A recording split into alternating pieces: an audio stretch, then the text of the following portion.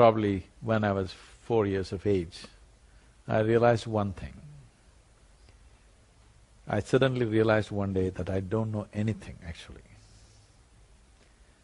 Don't know anything means I don't know anything at all. If somebody gave me a glass of water, I would be staring at water for 3 to 4 hours because I wouldn't know what is water. Well, I know I can drink this water, I can use this water, I know how to use the water, but I don't know what is water. Even today, with all the scientific exploration, we still do not know even one atom in its entirety. We know how to use it, but we don't know what it is. So if I found a leaf, I would be staring at it for 5, 6 hours. I would sit up in the bed staring at the darkness for the entire night.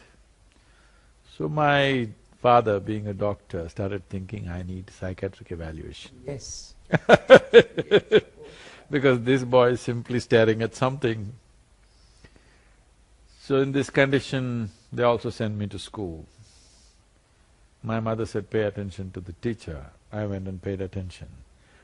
The kind of attention they would have never received in their life. Okay. What was that? Absolute attention. I'm just looking at them. So initially I understood what they were trying to say. After some time, I realized that they were only making noises. I was making up meanings in my mind. Hour after hour, teacher after teacher comes and makes all kinds of sounds and go away. So I stopped making meanings. I just heard the sounds. See, right now I'm speaking. I'm only making sounds. You're making up the meanings, isn't it? Language is a conspiracy between two people. Great. I just stopped making meaning and just very attentively heard the sounds, and it became very amusing, and a big smile spread on my face. They were not amused. Of course. So my education went like this. I just look at the teacher, I know his past, present and future, but I don't hear a thing that he's saying. 8 years ago, this school where I studied over 40 years ago or 45 years ago, they invited me for their 125th anniversary. Great. I said, please see, why me? Because I was not just a not good student, I was not even a student. I didn't even know what happened there. They said, no, our school has produced union ministers, our school has produced cricketing stars, film stars, you're the only mystic, you must come. I endorse with them. So I went. So I looked around, standing up in a quadrangle to speak, same oppressive buildings. And when I looked at this classroom, I suddenly remembered. I was around 12 years of age. One afternoon, the teacher is trying to get a response from me. These are times when 3, 4 days at a stretch I won't even say a word, because when you don't know anything what to say. I'm still paying attention to the world. Whatever I see, it catches my attention to such a point, I can't speak. So he's asking a question and wanting to get a response. 35, 40 minutes when he doesn't get a response, he holds me by the shoulder, shakes me violently like this and says, you must either be the divine or the devil, I think you are the latter. I was not insulted by this, nor abused by this. Till that moment, my problem is, what is this, what is that, what is that, what is that? I have a question about everything in the universe. One thing was clear to me, this is me. Suddenly this man confused me about this also. I looked at myself, what am I? Am I devil or divine? What am I? Because I couldn't figure it out, I closed my eyes and sat. Initially from minutes to hours it went. One day I closed my eyes and sat, I thought it's 25, 30 minutes. When I opened my eyes, there was a lot of people around me. Somebody wants to know about his business, somebody wants to know when his daughters will get married. I said, where did you all come from? Because I just closed my eyes and sat and now they're all sitting here. They said I was sitting there for 13 days. I didn't even realize, I thought it's 25, 30 minutes. So, life became more and more inward.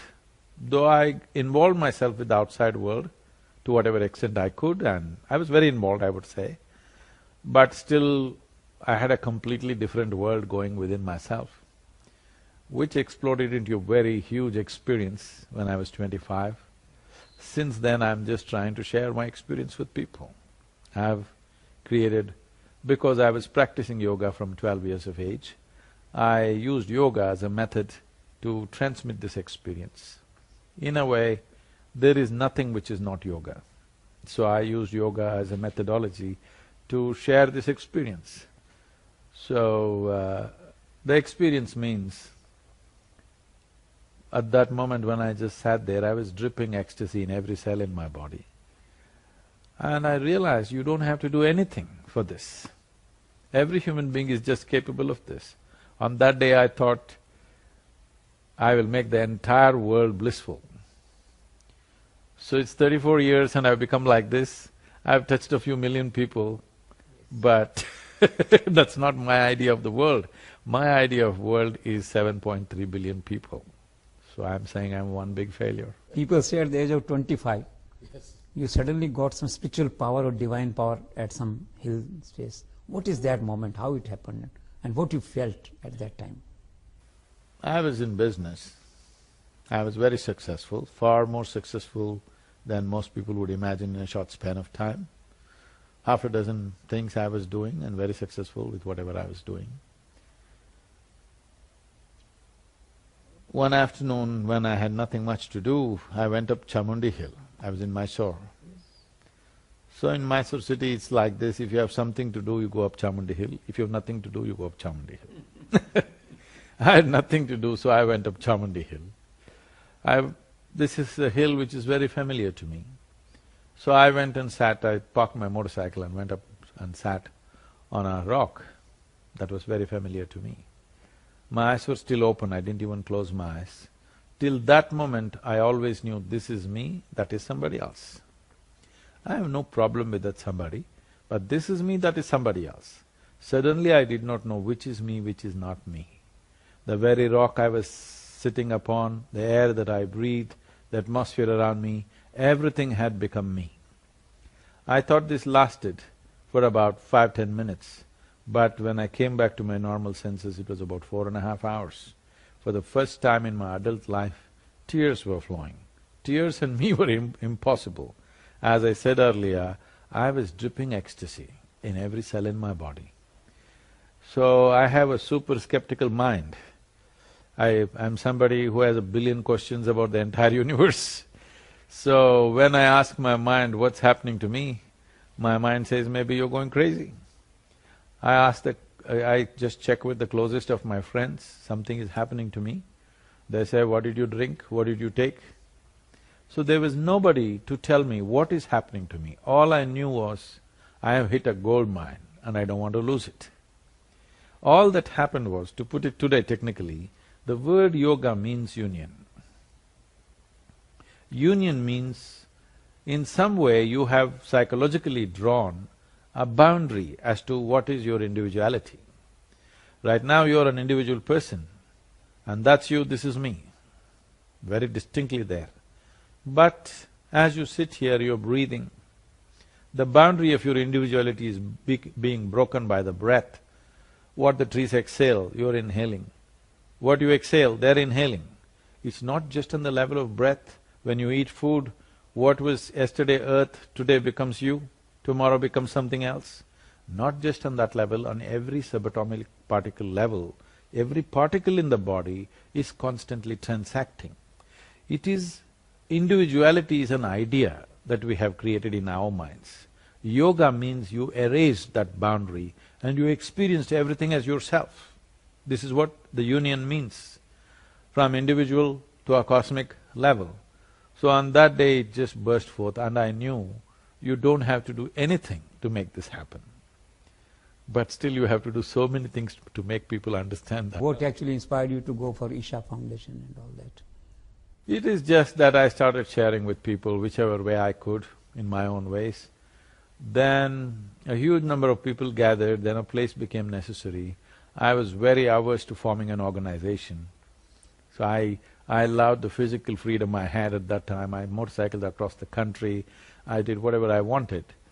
But as the number of people gathered and their longing was so strong, then we had to set up a place. So that is the point. And from there then you're going to places, you are expanding in America and all. I am not expanding. People are expanding. people's longing is drawing us, that's all. I have no business plan to expand. So you have some 1300 or 17 acre some yoga pharma in America. What is that? Who Yes, is in that? United States, there's a large center coming up now, and there's enormous interest in the West because the religions that have been taught to people cannot withstand three intelligent questions.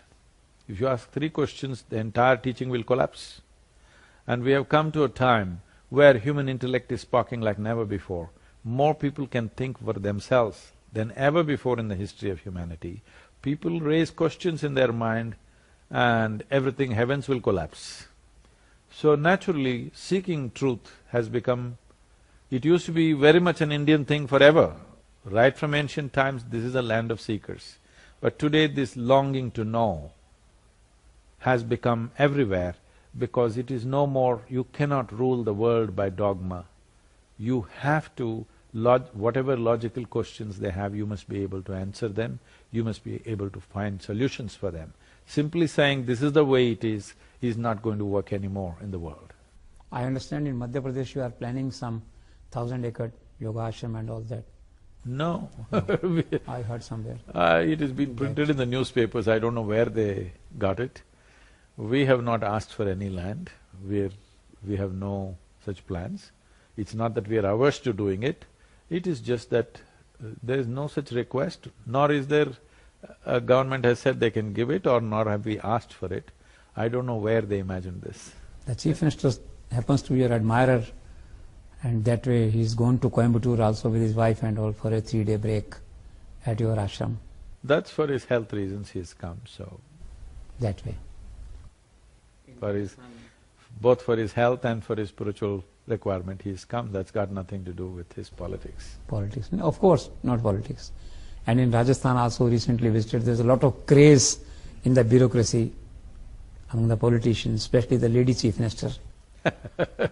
How this all happens? No, the thing is this, in the last 20 years, I have particularly focused on leadership because if a nation or the world has to benefit from anything, it's important the leadership is of a different nature.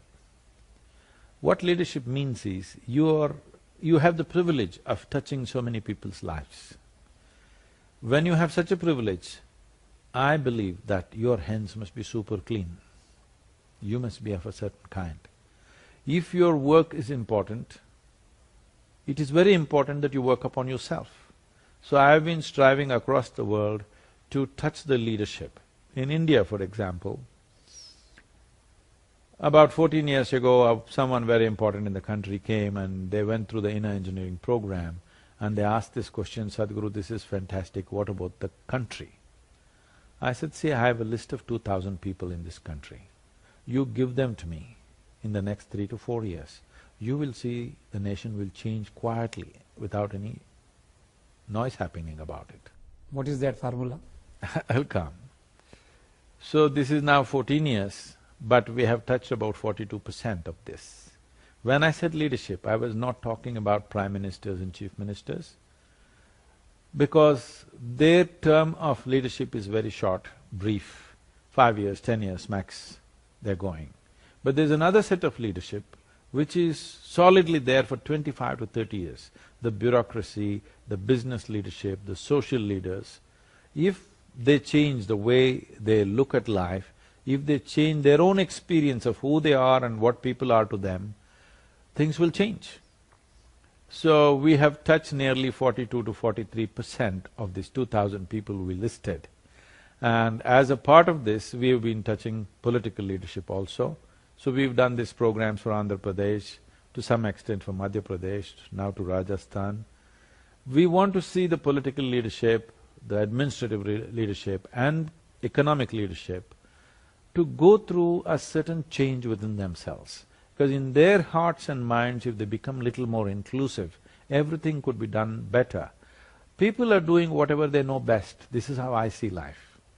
Somebody may think he is good, he is bad, but they're doing… that's all they know, so that's what they're doing. Unless you raise their experience to a higher level Unless you raise their intelligence and perception of life to a higher level, they will not do anything higher. So in this effort, we are touching the state governments and as many leaders as possible. You are talking of leadership, certain qualities. You met Vasundhara ji in Jaipur. How you rate her or evaluate her as a leader, not as a politician? See, she is a passionate leader. She is passionate about everything she wants to do. It is when an individual becomes very passionate and fiery about what they want to do, they also have to turn back and look if everybody is coming along. It's very important. So, that is one aspect. If she takes care of it, she can do a lot of things for that state. I think she's doing wonderfully in terms of education and many things. But this is not a state with too many resources or educational capabilities or business, because it's a certain kind of terrain. So I think they're doing the right thing in focusing on tourism. But the kind of tourism that is coming to India is very low-spending tourism, so it doesn't really benefit the people. All backpacking kind of tourism, they come, see the desert and they go back. So they have to raise the tourism to a different level where the best of the people in the world will come, so that the infrastructure and other things need to happen. I think they're working towards that. It is largely believed that you are the yoga guru of the Prime Minister Narendra Modi. I have not taught him any yoga. He's been practicing yoga from some other source. I don't know where he learnt it, but I have never taught him yoga. He's doing a lot to expand yoga, to popularize yoga in the country. How you… See, as a Prime Minister of this nation, being concerned about the well-being of the nation is his business. Unfortunately, in India, we have not seen a Prime Minister in that context. We are thinking they are supposed to do only economic policy, this, that. No, it is the leader's business to think of people's well-being. So he is talking about keeping your street clean, keeping your toilet clean, keeping your hands clean. For the first time, there is a movement. There he has put some film stars to activate people to wash their hands with soap. I'm saying this is all the concerns of a leader, because if the nation has to go ahead, how people live has to move ahead. So in the same context, about keeping your inner dimensions well, yoga is an important part. When so many tragic things are happening, like our children are committing suicide, so many things are happening, I think it is the business of the Prime Minister to see how well-being can be brought. Especially when we have a knowledge in the country, we have a certain dimension of knowledge in the nation where we know how to keep our interiority, not just for this nation, for the entire world we can offer this. And it's appropriate that he put it up to United Nations. And look at the way the UN responded. Never before in the history of United Nations, 174 countries have voted for anything. Till now, for anything they have not come together. For yoga they came together. This must be a clear message to everybody. The world was waiting for India to take a step. It took so many years for us to come to that. I am glad that this Prime Minister took that step. Do you think that he is slowly emerging as a global leader? Obviously, there's no question. I must tell you this. I was in a Robert Kennedy 25th anniversary tour. There's a kind of a golf tournament and an event there. There were over 42 senior Democratic, congressmen and senators and others. Without exception, every one of them seeking me out, coming to me and telling me, Modi, they say Modi, Modi is a global leader. There is no other leader like that in the world right now. Okay? I'm saying they're putting him above Obama, clearly. So, we also, it is not about joining a party or appreciating a man. My concern is over 400 million people in this country have still not eaten properly. If you see a strong leader, all of us should pitch on to him and see that the nation moves forward. This is our business. The problem in the country right now is, we seem to be in an election mode all the 5 years. Once the election is over, once we've elected somebody, whoever that is, once we've elected somebody, it's our business to support them for 5 years to do their work. We should not be thinking anything in between, if we are concerned about the people and the kind of suffering Indian people are going through. How you define this Modi phenomena abroad? He has earned it. Just the way he has expressed himself, the breadth of his thought, he has earned that from the people. Even in the Muslim countries, he is visiting, getting a lot of response. What's it got to do with Hindu or Muslim or anybody?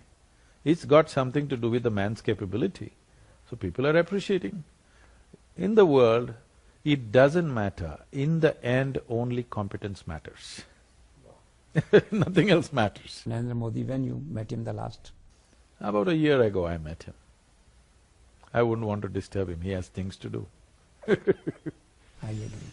And from Unless I can contribute something, I wouldn't go to anybody. I don't go and ever meet any politician unless I think I can contribute something for them to work better. Otherwise I don't go. do you have any views on Baba Ramdev or Shri Shri? They are also expanding yoga or some art of living or what? I'm too busy with what I'm doing. Where is the time for me to have views on other people? I agree. But do you feel that Babas or Dharma Gurus should enter into business? See, a success of a nation today is not determined by its military success or even political success. The success of a nation is determined by the success of its businesses. Within the parameters of the law, if anybody does good business, all of us must clap our hands. It doesn't matter who he is. If he's breaking the law, please take action. If he's doing things within the law, I think we must appreciate. Because Baba Ramdev was going around on a hired bicycle with a rented vessel with 50 kilograms of Chavanprash in 1998. In 2016, if he made his enterprise into a 5,000 crore enterprise, and that too not full-time, okay, he's only part-time looking at it. Full-time he's got something else to do, he's got his yoga to do. I think all of us should be proud of this. I don't know why we have trouble with this. So what special you are doing on this 21st June, International Yoga Day, visiting some UN or somewhere? See, the most important thing for me this year is, about 4 months ago it came to my notice that over 9,000 children below 18 years of age committed suicide in our country. Over 1,700 children below 14 years of age committed suicide. We must understand this much. When our children start committing suicide, we must clearly know we are doing something very fundamentally wrong with our lives. Great. I want everybody, the viewers who'll watch your channel, to look at it this way. Suppose our children committed suicide in our home, a 12-year-old child. Can you ever become free from that in your life? If a 12-year-old child committed suicide in our home, we know clearly we are doing something wrong, isn't it, with life? So it's happening in the nation and it's large scale. And one of the main culprits is the education system. Exactly. This education system, which was created to be in service of Her Majesty, we are still continuing the same thing and killing our children of all the things. A child is an exuberant life, a bundle of joy, a fresh life. If that life wants to take itself out, then we must understand we have not figured what is life. We have an education system where 98 is the passing mark today.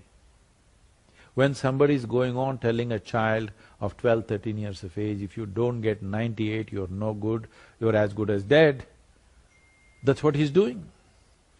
So, changing the fundamentals of our education system must happen, but that may take some time. So I thought, let's reach out. On that day 4 months ago, I said at least 10,000 schools we must touch.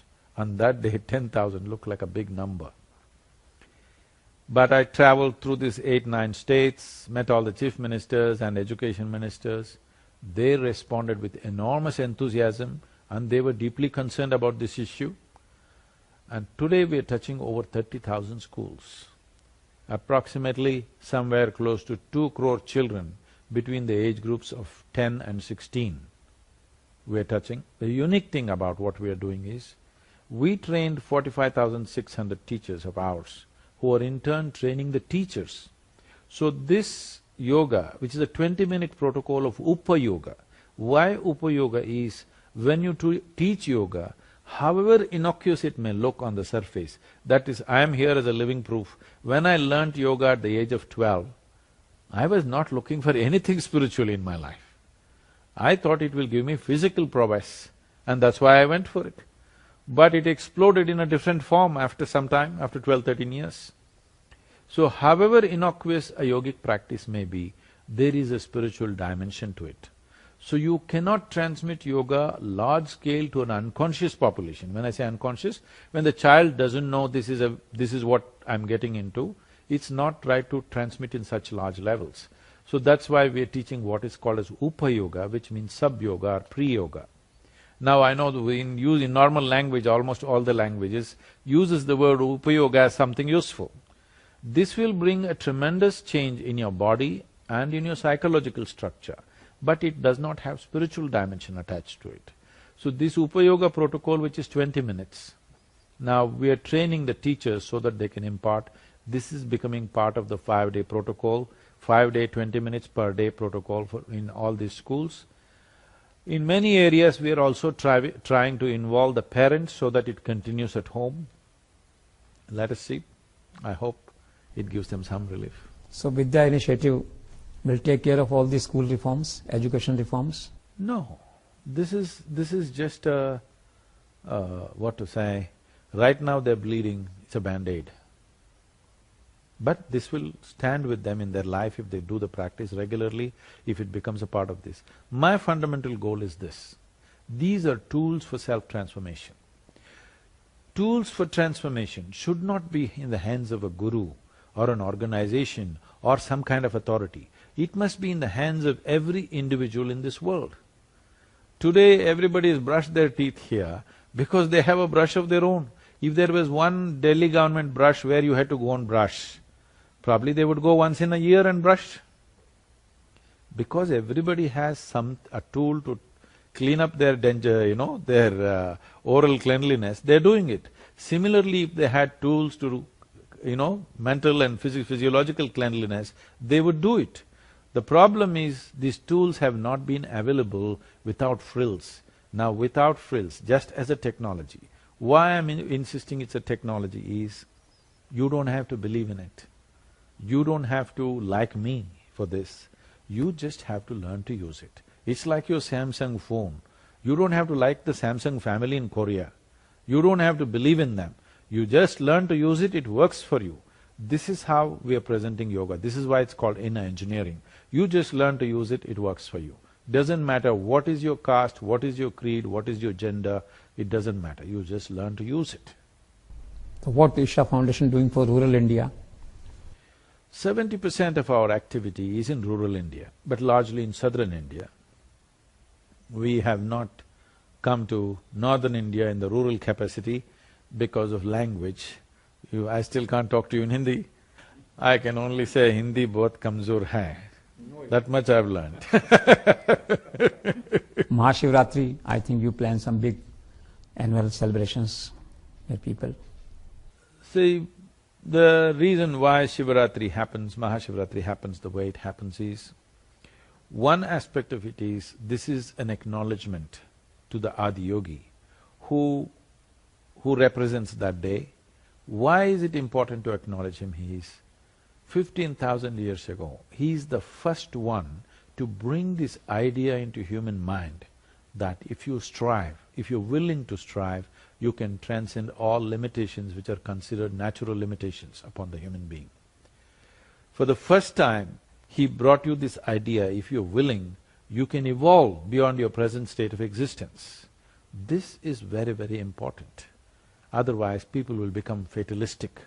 So to bring that idea back to people in a live way, that is why that aspect. Another thing is, in terms of planetary position, because planet is revolving at a certain angle, not straight like this, because of this, on that particular day, the way the gravity or the upward pull of the moon and the sun works on that day is that there is a natural upsurge of energy in the human body. when that upsurge happens, it's very important you keep your spine erect. This is why they told you not to lie down on that night. So how to keep people up the entire night? So we have fantastic music, dance, meditation, everything going from evening 6 to morning 6, 12 hours, non-stop celebration, so that everybody sits up, alive, alert, allowing this upsurge to happen. Nature is asking you to be spiritual on that day, just make use of it. I think you are a wonderful combine of spiritualism and materialism when you travel into all helicopters and planes and hotels and bikes and all that, people say. So how you bullock manage? cart, I'll become a spiritual person. I also ride bullock carts, I love bullock carts. Really? Yes, I'm slowly abolishing all vehicles inside the ashram and bringing back bullock carts for people to move around, because we want animals, we want quietness and no engines roaring. So I love bullock carts also. But do you want me to come from Coimbatore to Delhi in a bullock cart? Then you will say I'm a fool. If I fly, then you say, oh, he's flying. What to do? Somebody comes and asks me, because I always, wherever possible, most of the time anywhere in the world, I drive myself. Because I believe I'm a better driver than most people. Oh. Yes, I am. Everywhere I drive myself because I like to keep my life in my hands and I drive better than most people. So somebody says, you drive your own car, what kind of a spiritual person are you? This is because people have come to a conclusion that spirituality is some kind of a disability. Wow. Wow. Spirituality is not a disability, it's the biggest empowerment that a human being can have. And why are you going in the car? In the ancient times, yogis used to walk. Then I said, you idiot, in ancient times everybody was walking, not just the yogi. People are curious to know, actually in the country, you are a sant, sannyasi or grahast? I'm grahast. How you see some sort of a balancing or this combination, or normally sannyasis are away from grahasti or they ignore grahasti or don't take proper care of grahast part of their life. How you manage these two parts? I manage everything well. You manage everything Because well. I know how to manage my mind perfectly well. Once you know how to manage your mind and yourself well, you will manage everything well. How you define spirituality, spiritualism in a way? If your experience of life transcends the limitations of your physicality, that means you're spiritual. It's the most maligned and corrupted word on the planet right now. Spirituality does not mean looking up or looking down, it's about turning inward. What is the truth? Sach kya hai, truth?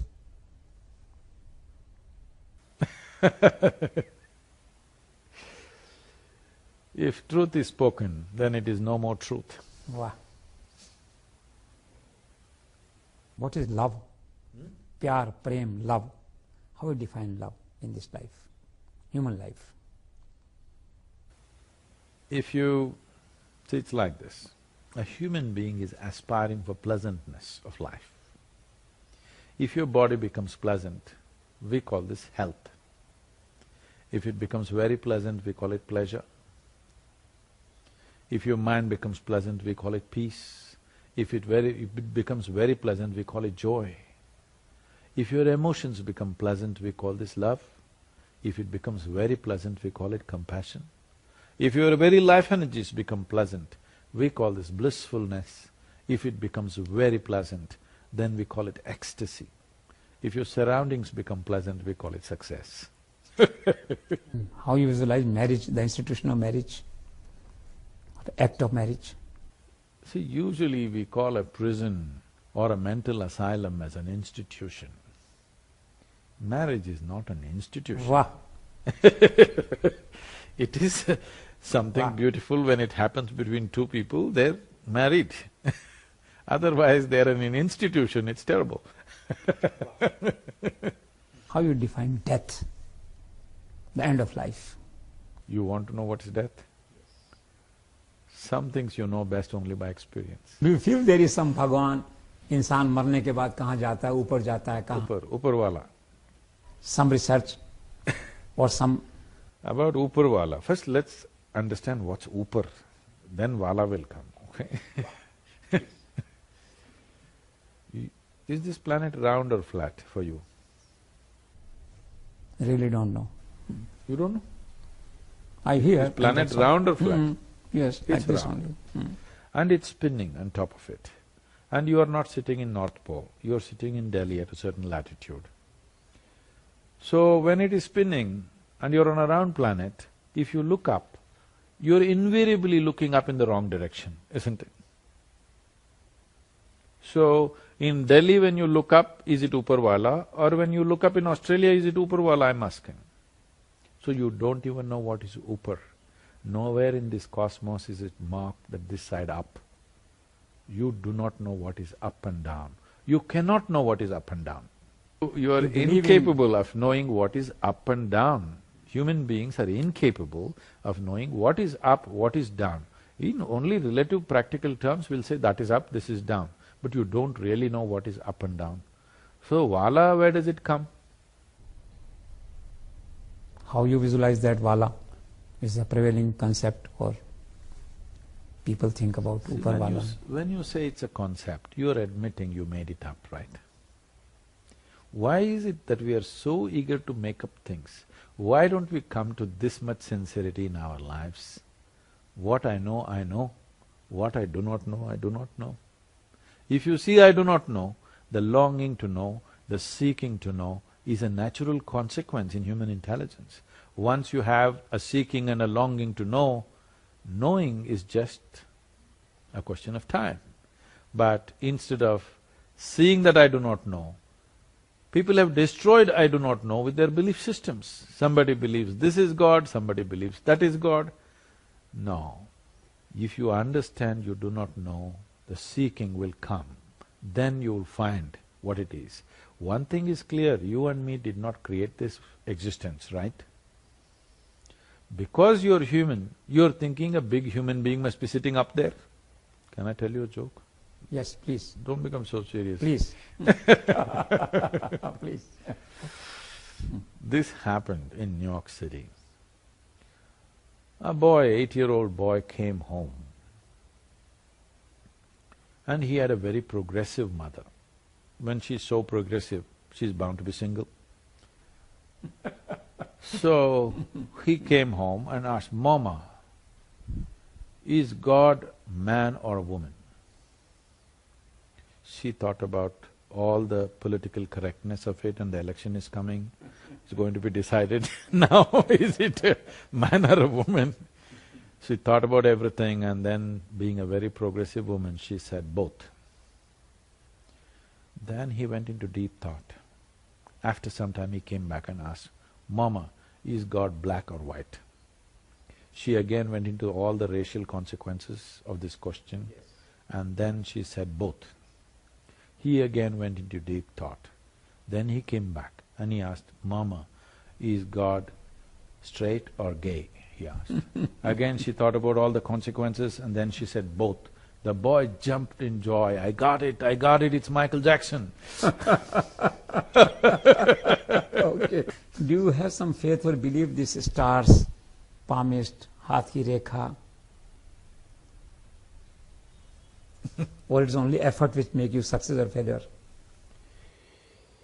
See, everything can have an influence on you.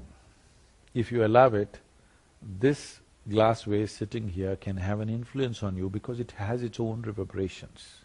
So definitely moon and other planets can have an influence on you. Do you know that on the days of Paurnami or full moon day and new moon days, people who are mentally unstable tend to become more unstable on those days?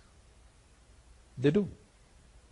All mental institutions take a lot of care on those days because people become much more enhanced in that. But do you and me become little crazy on those days? Don't. Why? Because you're a little more balanced. So similarly, the fundamental question is just this: what you're referring to as planets and stars are, inanimate things. This rock and soil. Should inanimate things determine the nature and destiny of human consciousness, or human consciousness should determine the nature of inanimate things. We should determine the destiny of what happens to physical things, not physical things determining what happens to us. It all depends where you are. If all you know is just your body, you're just one more piece of soil. After all, this is soil that we picked up.